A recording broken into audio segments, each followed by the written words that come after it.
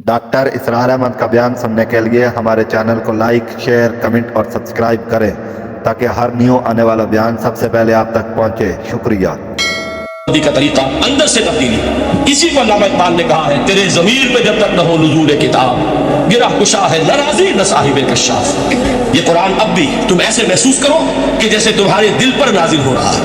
और मुझे याद आया इमाम इब्न क़य्यम रहमतुल्लाह अलैह, उनका एक बड़ा प्यारा जुमला है। वो कहते हैं कुरान के बाज़ पढ़ने वाले ऐसे हैं कि जब वो कुरान को पढ़ते हैं तो यूं महसूस करते हैं कि कुरान मुसहफ में लिखा हुआ नहीं है, उनके अपने दिल के ऊपर कंधा है, दिल के ऊपर से पढ़ रहे हैं। यानी इतनी कामिल मुताबिकत वो महसूस करते हैं, अपनी फितरत, ह्यूमन नेचर। हज़रत मूसा अलैहिस्सलाम ने बड़ी हिम्मत से काम लिया, बड़ी जुरत की, दरखास्त कर दी, रब्बे अरिनी अंजुर इलैक, ये जो पर्दा बीच में हाइल किया हुआ है परवरदिगार, तू मेरा शौक देख, मेरा इश्तियाक देख, तो मुझे जरा दीदार भी अता हो जाए। उस पर क्या बात कही गई, लन तरानी, मूसा तुम मुझे हरगिज नहीं देख सकते, तुम इस जसद ज़ाहिरी के साथ, इस जसद मादी के साथ, इन उनसरी आंखों से मेरा दीदार नहीं कर सकते। वलाकिन उन्जुर इलल जबल, देखो तुम्हें एक मिसाल दिए देते, जरा उस पहाड़ की तरफ देखो, हम अपनी एक तजल्ली उस पर डालेंगे। फ़इन इस्तक़र्रा मकानहु फ़सौफ़ तरानी, अगर वो पहाड़ हमारी तजल्ली को झेल जाए, तहम्मुल कर ले, तो तुम भी सोचना कि शायद हमें देख सको। उसके बाद हुआ क्या, फलम्मा तजल्ला रब्बुहु लिलजबल जअलहु दक्कन व खर्र मूसा सइक़ा, जब अल्लाह ताला ने पहाड़ पर अपनी एक तजल्ली डाली तो वो पहाड़ जो है फट गया। और मूसा, अब देखिए बराह रास्त तजल्ली मूसा पर नहीं है, ये इनडायरेक्ट मुशाहदा है, तजल्ली ये रब्बानी का कि जो पहाड़ पर हुई है, और पहाड़ की जो कैफियत हुई है उसके मुशाहदे से हज़रत मूसा बेहोश हो गए। बस फसाअ सइक़ा मूसा, खर्र मूसा सइक़ा, ये है वो मिसाल जो यहाँ दी है कुरान के लिए। लौ अंज़लना हाज़ल कुरान अला जबलिन लरअयतहु खाशिअन मुतसद्दिअन मिन खशियतिल्लाह। नतीजा क्या निकला, इन्फर कीजिए, इस्तिदलाल, इस्तिंताज, नतीजा ये निकला कि जो तासीर तजल्ली ज़ात रब्बानी की है वही तासीर कलाम रब्बानी की है। सिर्फ ये है कि हमें उसका शऊर नहीं, हमें उसका इदराक नहीं। ये बिल्कुल ज़ात की तजल्ली की जो तासीर थी वही कुरान खुद बयान कर रहा है कि इस कलाम रब्बानी की। इसको भी अल्लामा इकबाल ने खूब कहा है, फाश गोयम आंचे दर दिल मुज़मरस्त, साफ कह देता हूं जो कुछ मेरे दिल में है, इन किताबें नहीं चीजें दीगरस्त। इसे किताब न समझ बैठना कुरान को, ये किताब नहीं है, कुछ और है।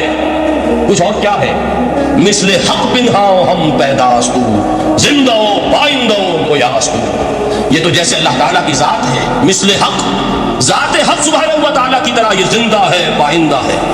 मिसले हक पाइंदा हो गोयास्तू, ये जो है जिंदा है, ये मुतकल्लिम है, कलाम नहीं है। कुल सिफात रब्बानिया जो है ज़ाहिर और बातिन, मिसले हक बिन्हा, ज़ाहिर और बिन्हा, और हय्य व क़य्यूम जैसे अल्लाह की ज़ात है, वही सिफात इस कलाम की है। और उसके बाद वो शेर आया था जो मैं पहले सुना चुका हूँ, चूँ बजा दर्रस्त जा दीगर शब्द। जब ये कुरान किसी इंसान के अंदर सरायत कर जाता है, उसके दिल पर नाज़िल होता है। देखिए ये अल्फाज आपको कहीं और नहीं मिलेंगे। मेरे नज़दीक जहाँ अल्लामा इकबाल इस दौर में कुरान की अज़मत का सबसे बड़ा सबूत है, वहाँ अज़मत कुरानी के सबसे ज्यादा वाकिफ और उसका सबसे ज्यादा शऊर रखने वाले भी अल्लामा इकबाल। ये अल्फाज आपको कहीं नहीं मिल सकेंगे कि मिसले हक पिन्हाओ हम पैदास्तू जिंदा पाइंदा गोयास्तू चू बजा दर्रफ्त जहाँ दीगर शब्द, जहाँ चू दीगर शुद्ध जहाँ दीगर शब्द। जब ये इंसानों के अंदर सराय कर जाता है, उनके अंदर एक इनकलाब आ जाता है, और ये अंदर का इनकलाब है जो एक आलमी इनकलाब का पेश खैमा बनता है। आप ऑर्डिनेंस के जरिए से नमाजें पढ़वाएंगे तो फिर नमाज वही पढ़ी जाएगी जो ऑफिस टाइम में आएगी, बाकी और क्यों पढ़ेंगे, वो तो ऑर्डिनेंस के जरिए से पढ़ाई जा रही है। उसका हशर तो वो होगा जो हमारे यहाँ देखा जा चुका है। और उस वक्त भी, उस जमाने में मैंने ये सुना एक जगह कि क्लास 4 एम्प्लॉइज जो है, वो शुरू में जब ऑर्डिनेंस नाफिज हुआ था हमारे यहाँ, तो दफ्तरों में बड़ा एहतमाम हुआ, ऑफिसर्स ने खास तौर पर बड़े एहतमाम से ज़ोहर की नमाज पढ़नी शुरू की। लेकिन मुझे बताया गया कि क्लास 4 एम्प्लॉइज जो है हमारे, ये ड्राइवर्स हैं, पियंस हैं, ये खड़े हंसते रहते हैं, शरीक नहीं होते। मैंने उनसे कहा वो इसलिए कि इन्हें मालूम है कि आप भी तो यही पढ़ रहे हैं सिर्फ नमाज, बाकी आपके ड्राइवर से और आपके खानसामा से ये बात छुपी हुई नहीं है कि असर आपने भी नहीं पढ़नी, ये सिर्फ जोर है जो आप पढ़ रहे हैं। तो ये असल में अंदर का इनकलाब जब तक ना आए, बाहर का ठूसा हुआ इनकलाब, वो तो जब प्रेशर हट जाएगा तब्दीली खत्म हो जाएगी। चूं बजाओ दर्रफ्त जहाँ दीगर से अंदर इनकलाब आए, जब अंदर तब्दीली हो जाएगी अब इंसान का पूरा वजूद बदलेगा, फिर उसके अंदर से तब्दीली जो है वो उभरेगी। उसे किसी खारजी दबाव की जरूरत नहीं होगी। जहाँ जो दीगर शुद्ध जहाँ दीगर शहन।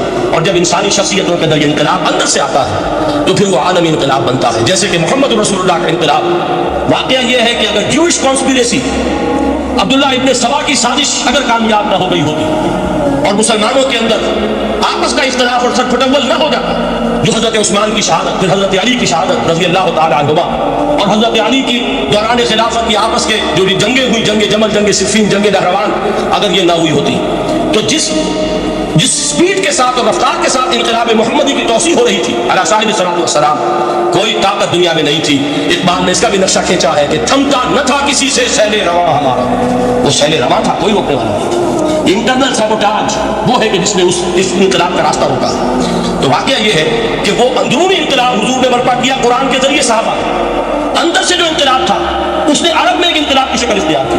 और यह इनकलाब जो है इतनी अपने अंदर कुव्वत रखता था, इतनी पोटेंशियलिटी थी उसकी कि वो 20 बरस के अंदर अंदर कहाँ ऑक्सस दरियाए जीहू, कहाँ अटलांटिक, तसव्वुर तो तारीख में उससे पहले इतनी बड़ी कोई ममलकत तारीफ हुई नहीं। कहाँ यमन और कहाँ एशिया कोचक, एशिया माइनर टर्की, यहाँ से वहाँ और वहाँ से यहाँ, इतनी अजीम ममलकत हजरत उस्मान रज़ी अल्लाह तआला अन्हु के खिलाफत में हो चुकी थी। ये बात अगर ये चलता मामला आगे तो कोई कुव्वत अब नहीं रही थी। सल्तनत रोमा खत्म हो चुकी थी, सल्तनत किस्रा खत्म हो चुकी थी, पसटे उड़ गए थे। अब कौन सी ताकत रह गई थी जो शराब का रास्ता रुकती? ये वो यहूदी साजिश है जिसने अंदर से सबूत किया। बहरहाल ये है इनकलाब मोहम्मद। डॉक्टर इसरार अहमद का बयान सुनने के लिए हमारे चैनल को लाइक, शेयर, कमेंट और सब्सक्राइब करें ताकि हर न्यू आने वाला बयान सबसे पहले आप तक पहुंचे। शुक्रिया। का तरीका अंदर से तब्दीली, इसी को अल्लामा इकबाल ने कहा है, तेरे ज़मीर पे जब तक न हो नुज़ूल किताब, गिरा कुशा है न राज़ी न साहिब कश्शाफ। ये कुरान अब भी तुम ऐसे महसूस करो कि जैसे तुम्हारे दिल पर नाजिल हो रहा है। और मुझे याद आया इमाम इब्न क़य्यम रहमतुल्लाह अलैह, उनका एक बड़ा प्यारा जुमला है। वो कहते हैं कुरान के बाज़ पढ़ने वाले ऐसे हैं कि जब वो कुरान को पढ़ते हैं तो यूं महसूस करते हैं कि कुरान मुसहफ में लिखा हुआ नहीं है, उनके अपने दिल के ऊपर कंधा है, दिल के ऊपर से पढ़ रहे हैं। यानी इतनी कामिल मुताबिकत वो महसूस करते हैं, अपनी फितरत, ह्यूमन नेचर।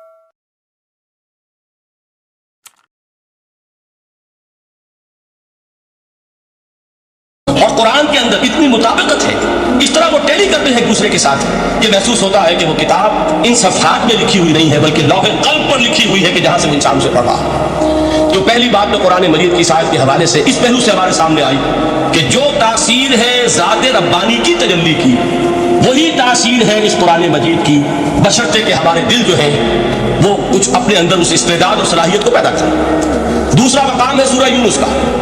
अब किसी कलाम की अज़मत का दूसरा पहलू हो सकता है उसकी हिफाज़ियत के एतबार से, उससे फ़ायदा क्या होगा नौ इंसानी के लिए। देखिए दो आयात, ये अजीम खजाने हैं अज़मत कुरान के। सूरह यूनुस में या अय्युहन्नास, ऐ लोगो, क़द जाअतकुम मौइज़तुम मिन रब्बिकुम व शिफ़ाउन लिमा फ़िस्सुदूर व हुदम व रहमतुम लिल मोमिनीन। 4 अल्फाज नोट कर लीजिए। ऐ लोगो, आ गई है तुम्हारे पास वो चीज़ तुम्हारे रब की तरफ से जो मौइज़ा है। मौइज़ा किसे कहते हैं? नसीहत। इस बात को जरा समझ लीजिए, तरतीब क्या है। नसीहत उसे कहते हैं, जी रहा नहीं जा रहा, मैंने उसकी तरतीब बदली हुई है। मुझे याद दिलाया एक साहब ने कि सूरह रहमान की इब्तिदाई आयत का बयान तो रह गया, वो रहा नहीं, मैंने पढ़ा किसी और तरतीब से था, बयान किसी और तरतीब से कर रहा हूँ। पढ़ने में 4, 2 और 1, और अब जो मैं बयान कर रहा हूँ पहले एक आयत सूरह हश्र की जो बयान की, अब 2 आयत है सूरह यूनुस की। लोगों, तुम्हारे पास आ गई है तुम्हारे रब की तरफ से मौइज़त, और तुम्हारे सीनों के अंदर जो रोग हैं उनके लिए इलाज। तवज्जो कीजिएगा, हमने कुरान को क्या समझा है? सिर्फ एक मुक़द्दस किताब, एक हुसूल सवाब या इसाले सवाब का आला। कुरान है क्या? नंबर 1 मौइज़ा। मौइज़ा किसे कहते हैं? वाज़ उसे कहते हैं वो बात जिससे दिल नर्म हो जाए, दिल के अंदर गुदास पैदा करने वाली शय। वजह क्या है? आला से आला हकीमाना बात किसी से कही जाए, दिल सख्त है, असर नहीं होता, एक क्रस्ट आ जाता है इंसान के दिल के ऊपर। जैसे कि यहूद के उलमा के बारे में फरमाया गया, सुम्मा क़सत क़ुलूबुकुम फ़हिय कल-हिजारति व अशद्दु क़स्वा व इन्न मिनल हिजारति लमा यतफ़ज्जरु मिनहुल अनहार व इन्न मिनहा लमा यहबितु मिन ख़श्यतिल्लाह व इन्न मिनहा लमा यशक़्क़ु फ़यख़रुजु मिनहुल मा। ऐ लोगों, फिर तुम्हारे दिल सख्त होते चले गए, फिर वो पत्थरों के मानिंद सख्त हो गए, बल्कि उनसे भी ज्यादा सख्त। इसलिए कि पत्थरों में तो वो भी होते हैं कि जो अल्लाह के खौफ से गिर जाते हैं, पत्थरों में वो भी होते हैं कि जो अल्लाह की खशियत से फट जाते हैं, उनमें से पानी बह निकलता है। पत्थर तो इस तरह के हैं, लेकिन इंसान का दिल जब सख्त हो जाए, जब पत्थर बन जाए, तो कोई शय दुनिया की उसकी सख्ती का मुकाबला नहीं कर सकता। पहले इस सख्ती को नरम करेंगे, जैसे जमीन है चटियल जमीन, उस जमीन के अंदर हल चलेगा तो बारिश जो है फायदा देगी। उसको आप जमीन को नरम करते हैं ताकि वो बारिश को जज़्ब करे, वरना चटियल जमीन है सख्त, वो पानी बह जाएगा और वो जमीन के अंदर जज़्ब नहीं होगा। तो पहला लफ्ज़ इस्तेमाल किया मौइज़ा। ये कुरान वाज़ है, नसीहत है, दिलों को नरम करता है, दिलों पर जो गिरफ्त आ गया है सख्त उसे तोड़ता है, उसमें हल चलाता है। फिर क्या करता है, फिर जब ये जज्ब होता है, शिफ़ाउन लिमा फ़िस्सुदूर, जो सीने के रोग हैं उनके लिए शिफा। अब आप गौर कीजिएगा, अल्लामा इक़बाल ने इन्हीं दो एतबारात से मुसलमानों का मर्सिया कहा कि मुसलमानों ने इस कुरान को न मौइज़ा के लिए इस्तेमाल किया और न तज़किया नफ्स के लिए इस्तेमाल किया, बल्कि इसको तो सिर्फ बना लिया है वो जान आसानी से निकालने का नुस्खा या इसाले सवाब का। चुनाचे कहते हैं वाइज के लिए वाइज़े दस्ता ज़नो अफसाना बंद। वाइज जो है हमारे दास्ताने कहते हैं, अफसाने कहते हैं, किस्से कहते हैं, लतीफ़े कहते हैं। मानिए ऊपस तो हद से बुलंद, उसके बयान में मानी तो होते हैं बहुत ही घटिया, नीचे के पस्त, अल्फाज का शिको होता है, अल्फाज बहुत ऊंचे होते हैं। अस खतीबो दैलमी गुफ्तारे बा ज़ईफ़ व शाज़ व मुरसल कारी, सारा वाज़ और नसीहत जो हो रहा है वो ज़ईफ़ हदीसों के जरिए से, ज़ईफ़ रिवायात बुखारी की हो, मुस्लिम की हो, तिरमिज़ी की हो, इब्न माजा की हो। कहाँ खतीब बगदादी और दैलमी, वो किताबें कि जिनकी कोई सनद नहीं है, वहाँ की रिवायात के जरिए से लोगों को तस्कीर करने की कोशिश कर रहे हैं। बा ज़ईफ़ व शाज़ व मुरसल कारी हो, ज़ईफ़ रिवायात, शाज़ रिवायात, मुरसल रिवायात, जिनका सिलसिला रिवायत मोहम्मद रसूलुल्लाह तक मुत्तसिल नहीं है, इसके जरिए से कर रहे हैं। हालांकि मौइज़ा, सबसे बड़ा मौइज़ा ये कुरान था। कुरान कहता है खुद फ़ज़क्किर बिल कुरान मन यख़ाफ़ु वईद। ऐ मोहम्मद सल्लल्लाहु अलैहि वसल्लम, आप इस कुरान के जरिए नसीहत कीजिए। ये कुरान है जो दिलों की सख्ती को खत्म करेगा, गुदास पैदा करेगा।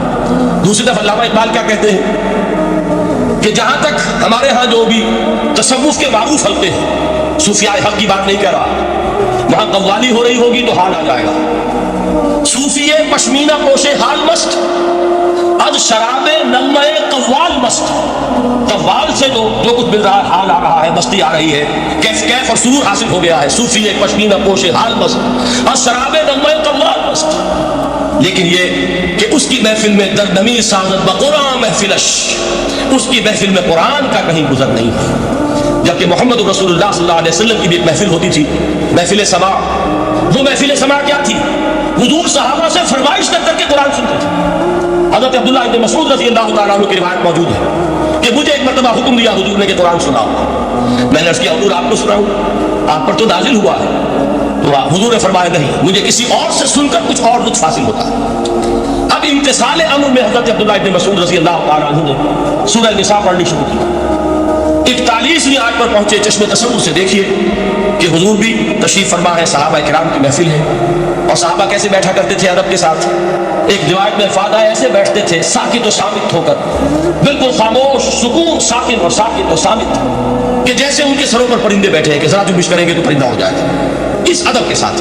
तो महफिल जो है हुजूर सल्लल्लाहु अलैहि वसल्लम की, और एक सहाबी हज़रत अब्दुल्लाह इब्न मसऊद गर्दन नीची किए हुए हैं और कुरान पढ़ते चले जाते हैं। जब इस आयत पर पहुंचे फ़कैफ़ इज़ा जि'ना मिन कुल्लि उम्मतिन बिशहीदिन व जि'ना बिका अला हाउलाइ शहीदा, क्या होगा उस दिन जिस दिन के हम हर उम्मत पर एक गवाह खड़ा करेंगे, और है नबी आपको गवाह बनाकर लाएंगे इनके खिलाफ। आपको ये टेस्टिफाई करना होगा कि अल्लाह तेरा जो कलाम मेरे पास आया था मैंने पहुंचा दिया था, अब इनकी जिम्मेदारी, they are accountable, they are responsible. इस पर हुजूर ने फौरन फरमाया हस्बुक हस्बुक, बस करो बस करो। और हज़रत अब्दुल्लाह इब्न मसऊद फरमाते हैं कि मैंने जब निगाह उठाकर देखा हुजूर की आंखों से आंसू बहा थे। ये है समा, ये महफिल समा है। काश कि अल्लाह ताला हमें इसकी तौफीक अता फरमाए। ये है मसनून महफिल समा। इस कुरान के अंदर वो गुदास है। आया कि नहीं सातवें पारे की बिल्कुल आगाज में, वइज़ा समिअू मा उनज़िला इला रसूल तरा अयुनहुम तफीदु मिनद दम'i मिम्मा अरफू मिनल हक़ यक़ूलूना रब्बना आमन्ना फक्तुबना मअश शाहिदीन। तो ये है दूसरी चीज कि दर हकीकत तज़किया नफ्स का जरिया ये कुरान है। सीनों में जो रोग है दुनिया, हुब्बे माल, हुब्बे शोहरत, हुब्बे इख्तिदार, जिसको कि एडलर कहता है, द अर्श टू डोमिनेट, मैं मेरा गलबा हो, मेरा तसल्लुत हो, मैं नुमाया हो जाऊं, मेरी हुकूमत बन जाए, इख्तियार मेरे हाथ में आ जाए, द अर्श टू डोमिनेट। ये सारी अर्जिज है हमारी दर हकीकत जिससे फसाद हुआ है। ये हुब्बे माल है जिसकी वजह से हमारे अंदर तनाफुस है। अल्हाकुमुत तकासुर हत्ता ज़ुरतुमुल मक़ाबिर, ये कसरत और मोहतात की तरफ तुम्हें गाफिल किए रखती है, यहाँ तक कि कब्रों तक जा पहुँचते हो। आँख इंसान की खुल नहीं पाती। जिसके पास 10-10 नस्लों के लिए खाने को मौजूद है, उसकी भी हिर्स जो है और मजीद का लालच जो है वो खत्म नहीं। ये चीजें हैं असल रोग, इन दिलों के रोगों का और सीनों के अंदर के अमराज का इलाज कुरान। या अय्युहन्नास क़द जाअतकुम मौइज़तुम मिन रब्बिकुम व शिफ़ाउन लिमा फ़ी सुदूर। अब जब ये दो चीजें हो जाएंगी, अब तीसरा लफ्ज़ है हुदन। हिदायत बेकार है जब तक दिल में गुदाज ना हो, हिदायत बेकार है जब तक कि नीयत दुरुस्त ना हो।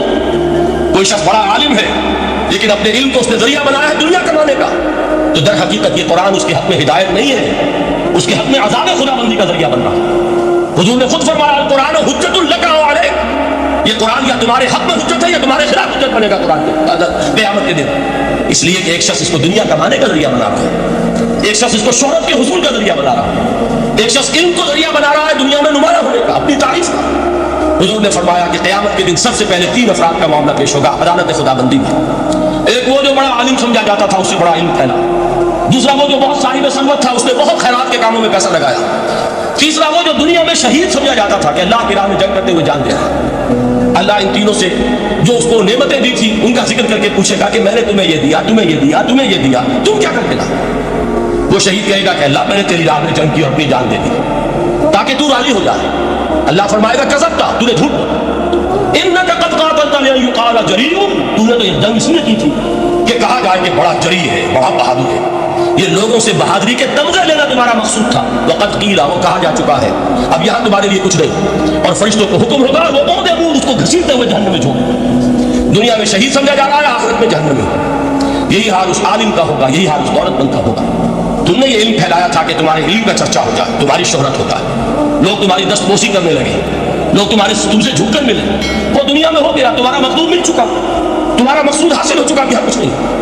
तो जान लीजिए कि जब तक दिलों के रोग दुरुस्त न हो, इल्म बेकार है, हिदायत कतन गैर मुफीद है। पहले दिलों का क्रस उतरे, उसकी सख्ती दूर हो, यह है मौइज़ा। दिलों के अंदर से हुब्बे जा, हुब्बे दुनिया, हुब्बे माल निकले, यह है तज़किया। शिफ़ाउन लिमा फ़ी सुदूर, अब हिदायत खुदाबंदी। अब रास्ता आप देखेंगे और उस रास्ते पर चलेंगे।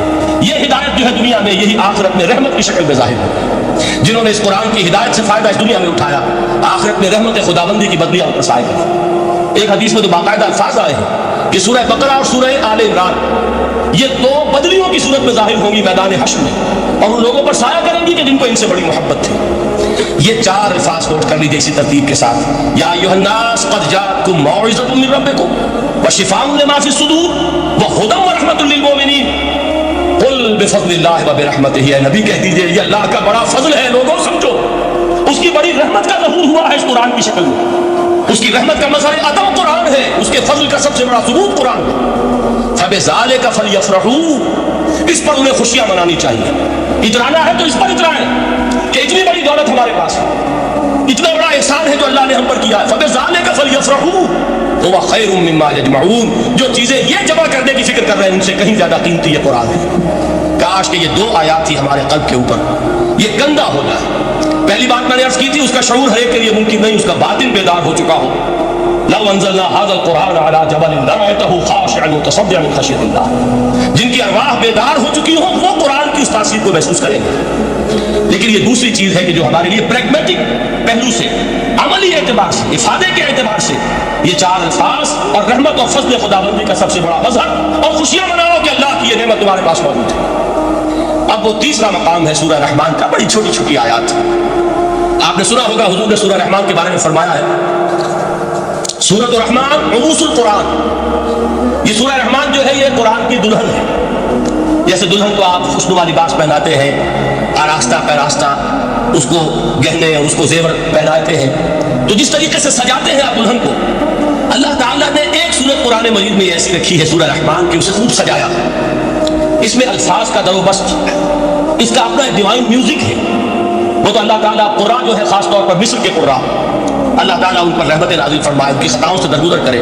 جس طرح قرآن کے انٹرنسک میوزک کو انہوں نے واضح کیا، واقعہ یہ ہے کہ اگر یہ لوگ نہ ہوتے، شیخ عبد الباسط محمد عبد الصمد، شیخ محمود خلیل الحسن، یہ لوگ کہ جنہوں نے قرآن کے اس غنا میوزک، یہ لفظ جو ہے آپ حیران نہ ہو کہ میں یہ کوئی شاید توہین کر رہا ہوں قرآن کی، حضور نے یہ لفظ استعمال کیا، تغنو، اس قرآن کو اچھی سے اچھی خوشحالی کے ساتھ پڑھو، من لم یتغن بالقرآن فلیس منا، جو قرآن کو بہتر سے بہتر انداز میں، اچھی سے اچھی آواز میں، خوشحالی کے ساتھ پڑھنے کی کوشش نہیں کرتا، وہ ہم میں سے نہیں۔ بلکہ ایک مرتبہ حضور رات کے وقت آپ گشت پر تھے اپنے ساتھیوں کے حالات معلوم کرنے کے لیے، حضرت ابو موسیٰ اشعری رضی اللہ تعالیٰ عنہ ایک صحابی ہے، ان کے گھر کے پاس سے گزر ہوا، وہ رات کو تہجد پڑھ رہے تھے، کھڑے ہوئے کیف کے عالم میں قرآن تلاوت کر رہے ہیں، حضور کو بہت پسند آئی ان کی قرات، کافی دیر تک وہاں کھڑے سنتے رہے۔ اب انہیں کیا پتا کون سن رہا ہے، بالکل اسی طرح سمجھ لیجئے ایک بات یاد آئی ہے، حضور فرماتے ہیں کہ جس طرح کان لگا کر اللہ قرآن کو سنتا ہے کسی چیز کو نہیں سنتا، ہمیں نظر نہیں آتا،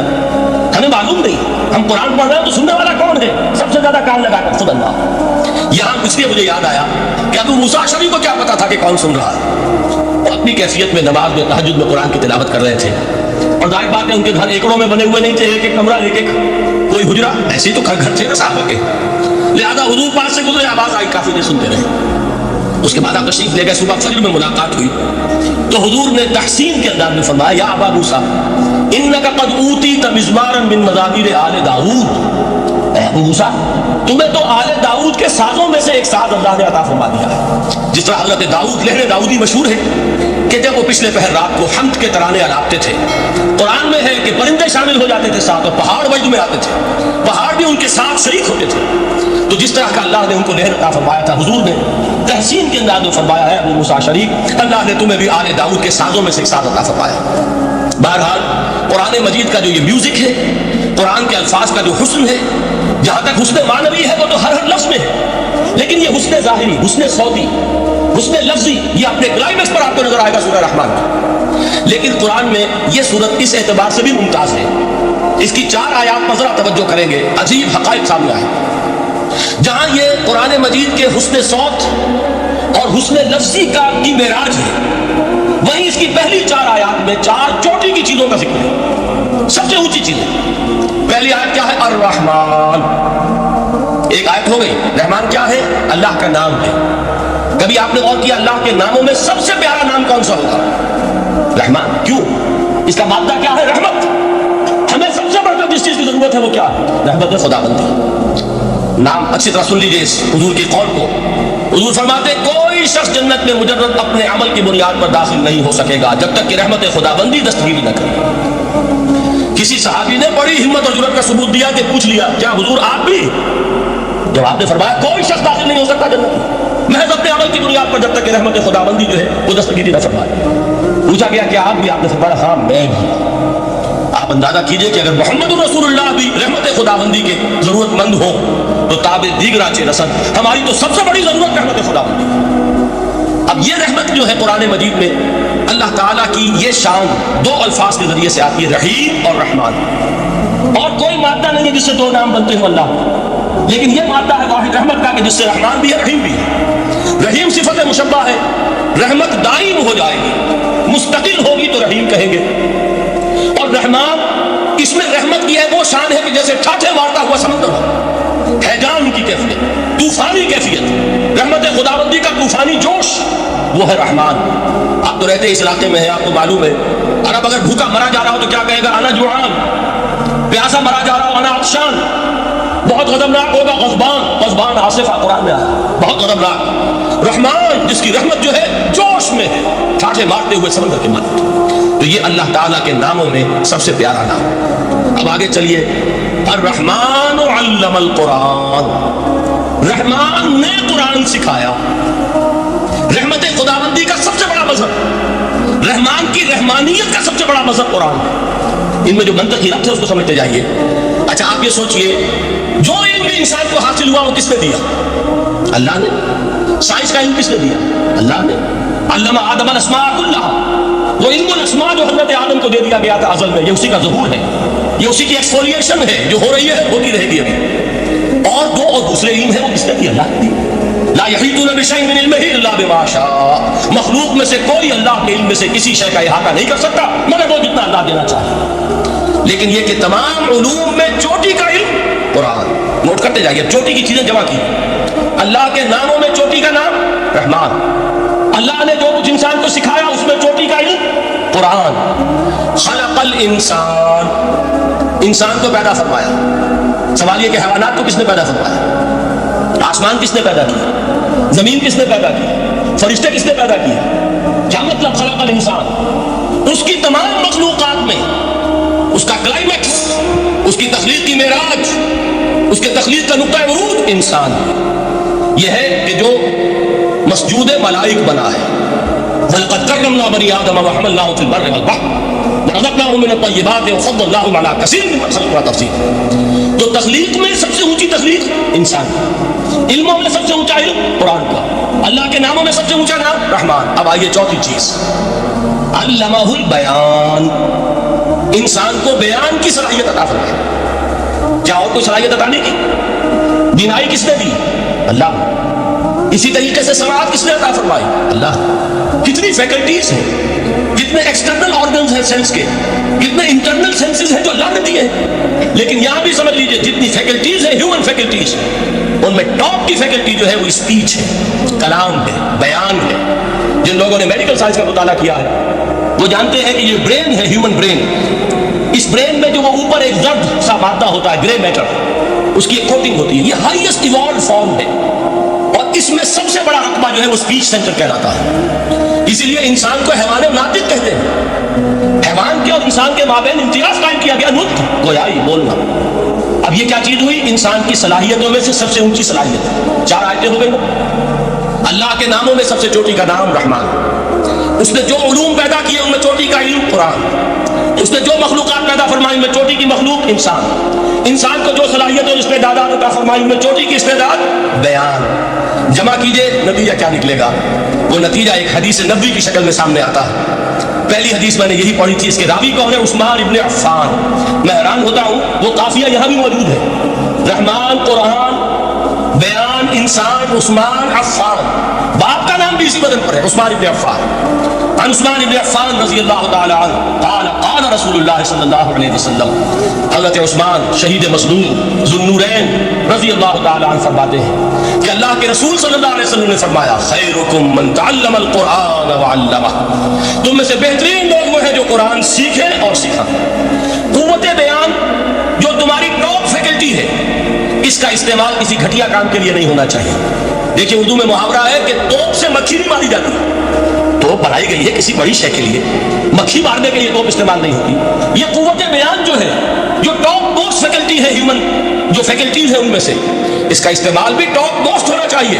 قرآن کو بیان کرو، وہ جیسے کہ علامہ اقبال نے کہا ہے، بلکہ غالباً ان کے قبر پر آس پاس جو اشعار لکھے ہوئے ان میں سے ایک یہ بھی ہے، اگر یک قطرہ خونداری، اگر مشتے پرے داری، بیابامن تو آموزم طریق شاہ بازی را، اگر تمہارے اندر ایک قطرہ بھی خون کا ہے اور مٹھی بھر بھی پر اگر اللہ نے دیے تو ہے میرے پاس آؤ کہ میں تمہیں شہبازی کے طریقے سکھاؤں۔ اسی طرح جان لیجئے اگر اللہ نے قوت گویائی عطا فرمائی، اگر اللہ نے تمہیں حیوان ناطق بنایا، اگر اللہ تعالیٰ نے تمہیں یہ صلاحیت عطا فرمائی، اس صلاحیت کا مصرف دنیا کو نہ بناؤ، اس صلاحیت کا مصرف اللہ کے کلام کو پھیلانے پر اس کو صرف کرو۔ خیرکم من تعلم القرآن وعلمہ، خیر جب لفظ آتا ہے بغیر من کے، ورنہ تو آتا خیر من ہو تو یہ ہوگی کمپیریٹیو جو ایک ایڈجیکٹو جو ہوتی ہے، لیکن یہ سپرلیٹو ڈگری ہے جب بغیر من کے ہوگا۔ خیرکم، دی بیسٹ امنگسٹ یو، جو تم میں بہترین لوگ ہیں وہ کون ہیں؟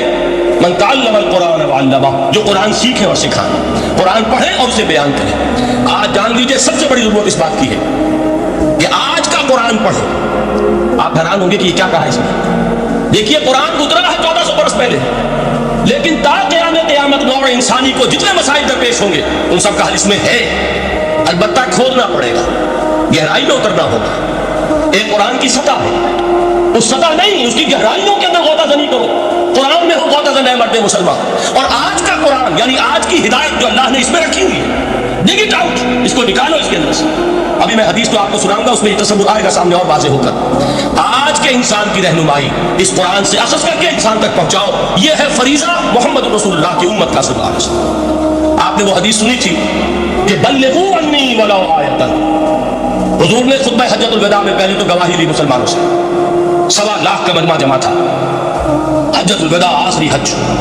آپ نے اپنے خطبے میں جس کے چند جملے میں سنا چکا ہوں آپ کو ایجیولس کے حوالے سے، اپنی تعلیمات کے اہم نکات کو بار بار دہرا کر بیان کیا، ہیمر کیا، اچھی طرح ذہن میں اتارا۔ اس کے بعد ایک سوال کیا، الا بلغت، لوگوں میں نے پہنچا دیا کہ نہیں؟ اور پورے مجمع نے کہا انا نشهد انک قد بلغت، بلکہ ایک روایت میں الفاظ بڑے پیارے آئے ہیں، انا نشهد انک قد بلغت الرسالۃ وادیت الامانۃ ونصحت الامۃ وکشفت الغمۃ۔ ہاں حضور ہم گواہ ہیں، آپ نے امانت ادا کرنے کا حق ادا کر دیا، رسالت کے فرائض کا حق ادا کر دیا، امت کی خیر خواہی کا حق ادا کر دیا، اور آپ نے گمراہی کے پردوں کو چاک کر، اندھیروں کو چاک کر۔ 3 مرتبہ حضور نے سوال کیا، 3 مرتبہ جواب دیا، پھر آپ نے نگاہ آسمان کی طرف اٹھائی، انگشت شہادت سے 3 مرتبہ اشارہ کیا، اللہم اشہد، اللہم اشہد، اللہم اشہد، اے اللہ تو بھی گواہ ہے، یہ مان رہے ہیں کہ میں نے یہ قرآن ان تک پہنچا دیا۔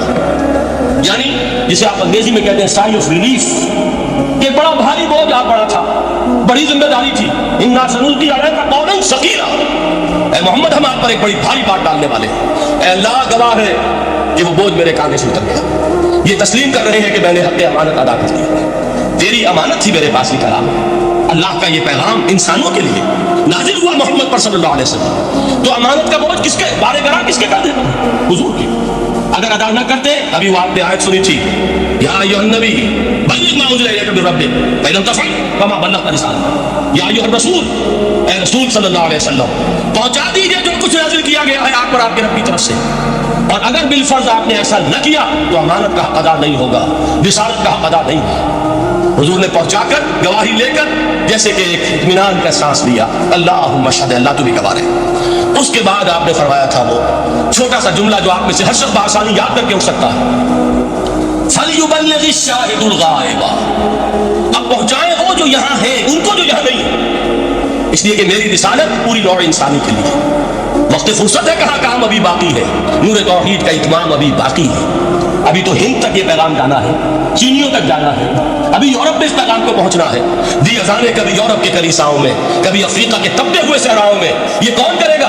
اے امت محمد کی ذمہ داری ہے تمہاری صلی اللہ علیہ وسلم۔ اسی کو آپ نے مزید تاکیداً فرمایا، بلغوا عنی ولو آیۃ، میرا کوئی امتی بھی اس سے بالکل فارغ نہ رہ جائے، بالکل محروم نہ رہے، ایک آیت بھی پہنچا سکتا ہوں تو پہنچا۔ یہ ہے وہ ذمہ داری کہ جو اس حدیث کی روح سے خیرکم من تعلم القرآن وعلمہ، ایک ہوتا ہے ذمہ داری کو ایک بوجھ کی حیثیت سے، ایک فرض کی حیثیت سے بیان کرنا، یہاں ہے تشویق اور ترغیب کا انداز۔ کون نہیں چاہتا کہ میں بہتر سے بہتر کیریئر اختیار کروں؟ کون نہیں چاہتا کہ میری زندگی اعلیٰ سے اعلیٰ ہو؟ کون نہیں چاہتا کہ میرا وقت جو ہے اس کی بڑی سے بڑی قیمت مجھے ملے؟ کاش کہ ہمیں معلوم ہوتا کہ قرآن کا سیکھنا اور سکھانا کتنا اعلیٰ کیریئر ہے، کاش کہ ہمیں معلوم ہوتا کہ قرآن کی تبلیغ اور دعوت، اس میں جو لمحہ گزر رہا ہے وہ کتنا قیمتی ہو گیا، اس کا کتنا بڑا جو ثواب اللہ کے ہاں ملنا ہے۔ تو خیرکم من تعلم القرآن وعلمہ، تم میں سے بہترین لوگ وہ ہیں جو قرآن سیکھے اور سکھائے۔ دوسری حدیث حضرت عمر سے مروی ہے رضی اللہ تعالیٰ عنہ، یہ پہلی روایت متفق علیہ تھی، بخاری اور مسلم دونوں میں موجود ہے، دوسری روایت صحیح مسلم کی ہے۔ حضرت عمر فرماتے ہیں، قال قال رسول اللہ صلی اللہ علیہ وسلم، ان اللہ یرفع بهذا الکتاب اقواما ویضع به آخرین، اللہ اب اس کتاب کے ذریعے قوموں کو اٹھائے گا اور اسی کو ترک کرنے کے باعث رسوا کرے گا۔ یہ ہے اب ابد الآباد تک کے لیے، خاص طور پر مسلمانوں کے لیے اللہ تعالیٰ کا یہ قانون، اس کتاب کو لے کر اٹھیں گے، سربلند ہوں گے، اس کتاب کو پیٹھ دکھائیں گے، ذلیل کر دیں گے۔ یہ گویا کہ امت مسلمہ کی قسمت جو ہے وہ تلے گی اس کتاب کی میزان میں، اسی میں طے ہوگا کہ ان کے لیے عروج ہو یا زوال ہو۔ اسی کو جواب شکوہ میں علامہ اقبال نے سادہ ترین الفاظ میں کہا تھا، وہ زمانے میں معزز تھے مسلمان ہو کر اور تم خار ہوئے تاریک قرآن ہو کر۔ فارسی میں اسی کو مفہوم کو جو ادا کیا ہے جس خوبصورتی سے، اس کا جواب نہیں ہے کہ اے مسلمان، خار از مہجوری قرآن شدی، تم جو ذلیل و خوار ہو گئے ہو دنیا میں۔ ایک سوال شاعر نے کبھی کیا تھا، بڑا پیارا سوال تھا، ہے آج کیوں ذلیل کے کل تک نہ تھی پسند گستاخی فرشتہ ہماری جناب، بڑا پیارا سوال ہے۔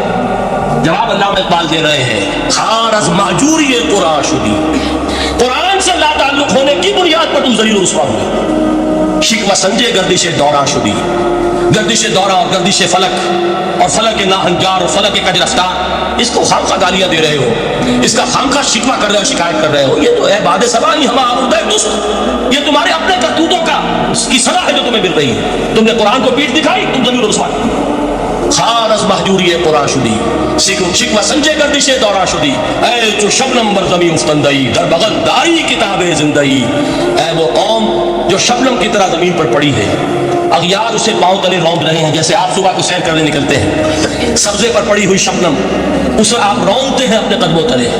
اے امت محمد، آج تو دنیا کی قوموں کے سامنے اسی طرح پابند ہے، سرنگوں ہے، لیکن ہوش میں آ کہ تیری بغل میں وہ کتاب زندہ موجود ہے، وہ کتاب زندہ جس نے کہ دنیا میں یہی جزیرہ نمائے عرب وحشی لوگوں کا مسکن، نہ یہاں علم، نہ یہاں تمدن، نہ یہاں تہذیب، نہ یہاں تنظیم، کوئی ڈسپلن نہیں، کوئی حکومت نہیں، کوئی تہذیب نہیں، کچھ نہیں، تاریکیاں ہی تاریکیاں۔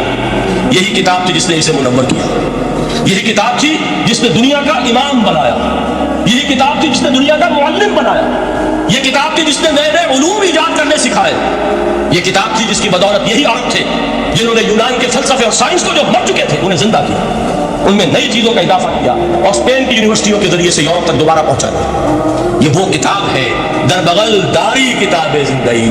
اقبال نے کیسے کیسے شکوے کہے ہیں، اسی قرآن میں ہے ابتر کے جہاں کی تعلیم، جس نے مومن کو بنایا مہو پرمی کا امیر۔ اس قرآن کو لے کر مسلمان نکلا ہے، ایک ہاتھ میں قرآن، ایک میں تلوار۔ برا نہ مانیے قرآن تلوار کا نام بھی آپ اپولوجیٹک انداز میں نہ لیا کریں، انقلاب کی تکمیل تلوار سے ہوتی ہے، انقلاب کی تمہید کسی کتاب سے ہوتی ہے، اچھی طرح جانتے ہیں۔ کبھی انقلاب صرف کتاب سے نہیں آیا، کتاب سے ذہن بدلتے ہیں، کتاب سے فکر بدلتی ہے، کتاب سے سوچ بدلتی ہے، کتاب سے جماعت تیار ہوتی ہے، قوت تیار ہوتی ہے۔ وہ 313 جو میدان بدر میں تھے وہ قرآن کا اعجاز کا ظہور تھے، لیکن ان کے ہاتھوں میں تلوار آئی ہے، ہم اسے ڈینائی نہیں کریں گے کہ در حقیقت انقلاب محمدی کی تکمیل میں یقیناً تلوار کا حصہ ہے۔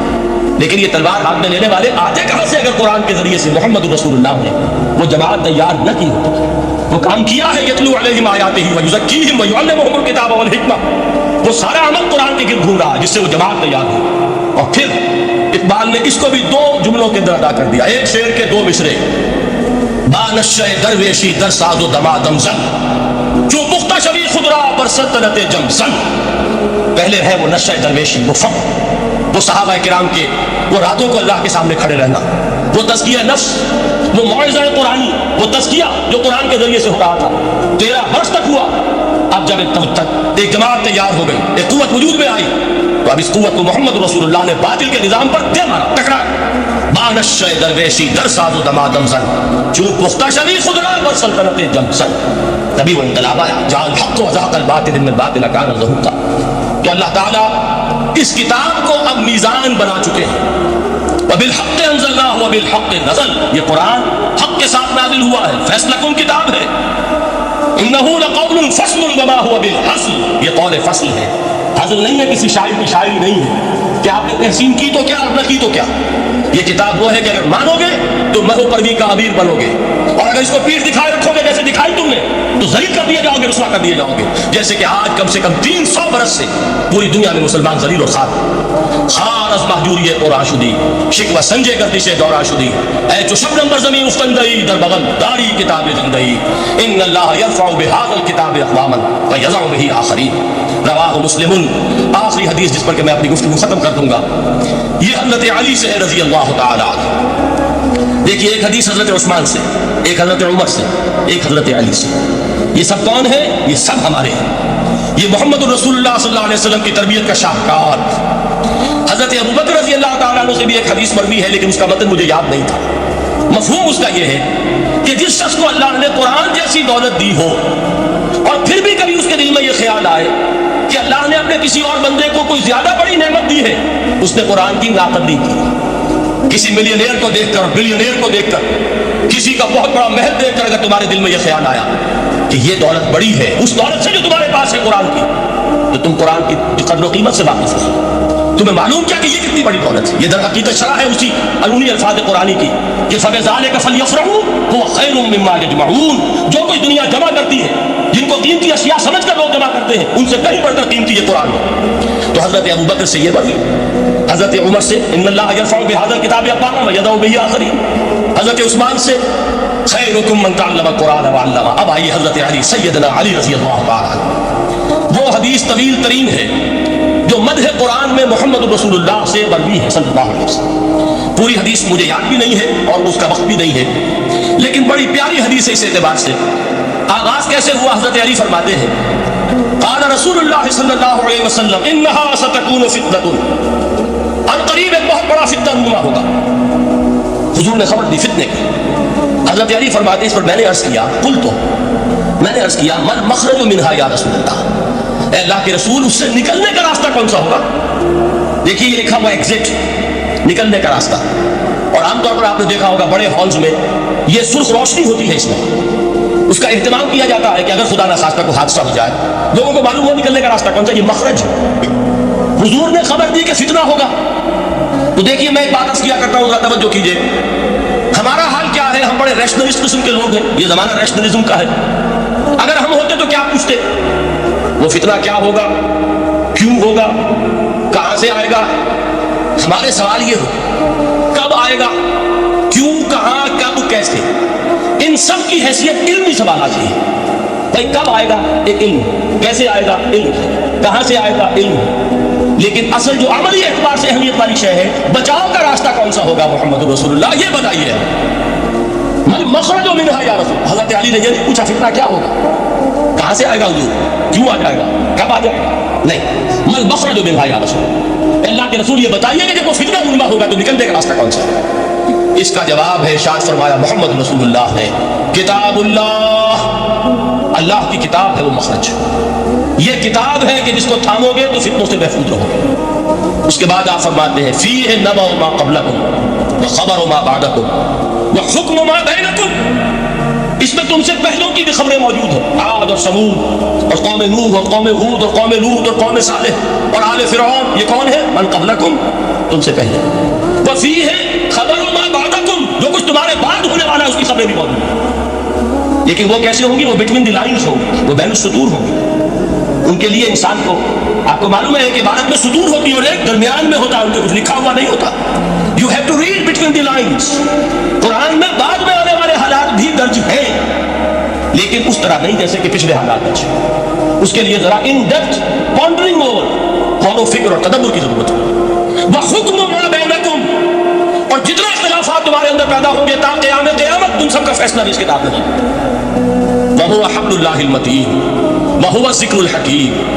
یہی تو ہے وہو الصراط المستقیم. سیدھا راستہ اور کون سا؟ یہ قرآن تو ہے. حرکت میں کہتے ہو اہدنا الصراط المستقیم، اور قرآن دیا ہوا اس پر غور نہیں کرتے. عجیب تماشا تھا.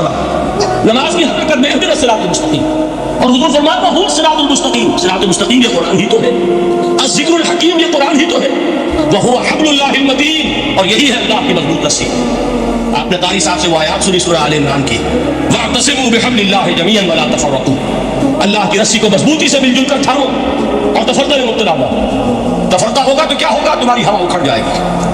آج آپ کو معلوم ہے دول عرب اگر یہ یکجا ہو جائیں، ایک دن کے لیے اسرائیل قائم نہیں رہ سکتا. امریکہ نے امریکہ کا باپ اسے قائم نہیں رکھ سکتا. اگر امت عرب ہی جمع ہو جائے، عالم اسلام تو بڑی شے ہے. جو وسائل ان کے پاس ہے، جو اللہ تعالیٰ نے ان کو نعمتیں عطا فرمائی، لیکن افتراء، انتشار، اختلاف، جتھے بندی، گروہ بندی، دھڑے بندی، اس نے اسرائیل کا خنجر کسی نے نہیں پیوست کیا. اس لیے کہ فَتَذْهَبَ رِيحُكُمْ، اگر تم اختلاف کرو گے تو تمہاری ہوا اکھڑ جائے گی. آج وہ ہوا اکھڑ چکی. تو فرمایا وَاعْتَصِمُوا بِحَبْلِ اللَّهِ جَمِيعًا وَلَا تَفَرَّقُوا. اللہ کی رسی کو مضبوطی کے ساتھ مل جل کر تھامو اور تفرقے میں مت پڑو. حضور فرما رہے ہیں اللہ کی رسی کون سی؟ هو حبل اللہ المتین. یہی قرآن ہے اللہ کی مضبوط رسی. علامہ اقبال نے کیا خوب کہا ہے. علامہ اقبال نے قرآن اور حدیث کے حقائق کو جس طریقے سے اشعار کا جامع پہنایا ہے، وہ تو خود کہتے ہیں گوہر دریائے قرآن خفتہ، میں نے قرآن مجید کے دریا سے موتی نکال کر اپنے اشعار کے اندر میں نے چن دیے. میرا کام اور کچھ نہیں ہے. موتی کوئی بھی غواص پیدا نہیں کرتا دریا کی گہرائی سے نکالنا. یہ میری حکمت نہیں ہے جو میرے اشعار میں ہے، یہ میں نے قرآن مجید کے دریا میں غوطہ زنی کر کے اس سے یہ موتی نکالی. گوہر دریائے قرآن خفتہ. اب دیکھیے اسی حدیث کے اس ٹکڑے کو کیسے شعر میں لائے ہیں. از یک آئینی مسلمان زندہ است، پیکر ملت کے قرآن زندہ است. مسلمان کی زندگی تو ایک آئین کے بدولت ہے. یہ آئین قرآن جو کہا تھا کبھی قائد اعظم مرحوم نے، جب پوچھا گیا تھا کہ آپ کے پاکستان کا دستور کیا ہوگا، क्या फरमाया था याद कीजिए कि हमें किसी नए दस्तूर की जरूरत नहीं, हमारा दस्तूर 1400 बरस पहले तय हो चुका। ये हमारी बदकिस्मती है जो कुछ कहा था कायदे आज़म ने कि God has given us A golden opportunity to prove our worth as architects of a new state and let it not be said that we didn't prove equal to the task. मैं माजरत के साथ अर्ज करूंगा। Doctor इसरार अहमद का बयान सुनने के लिए हमारे चैनल को लाइक, शेयर, कमेंट और सब्सक्राइब करें ताकि हर न्यू आने वाला बयान सबसे पहले आप तक पहुंचे। शुक्रिया।